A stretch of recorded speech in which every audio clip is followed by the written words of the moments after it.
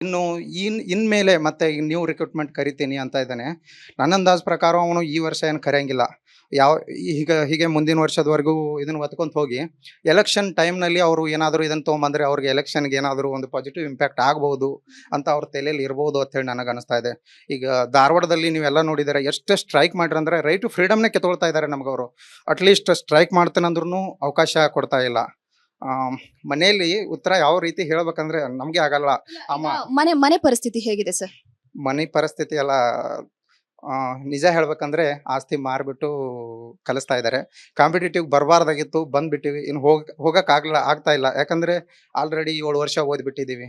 ಮನೆಗೆ ಯಾವ ರೀತಿ ಹೋಗ್ಬೇಕು ನಾವು? ಆಗ್ತಾ ಇಲ್ಲ ಅಪ್ಪ, ಹೊಲದಲ್ಲಿ ಮಾಡ್ತೇನಂತ ಹೋಗಕ್ಕಾಗಲ್ಲ. ಓದ್ಲೇಬೇಕು. ಆ ಮಂತ್ಲಿ ಅಷ್ಟೇ 2-3 ಸಾವಿರ ಖರ್ಚೇನಿರಲ್ಲ. ಅಂದ್ರೆ ಒಂದು 10 ರಿಂದ 11, 12 ಸಾವಿರ ಹೋಗುತ್ತೆ. ಬುಕ್ಸ್ ಆಗಿರ್ಬೋದು, ಕೋಚಿಂಗ್ ಆಗಿರ್ಬೋದು. ಪ್ರತಿ ತಿಂಗಳ ಮನೇಲಿ ಕೇಳ್ಬೇಕಂದ್ರೇನೆ ಕಷ್ಟ ಆಗುತ್ತೆ.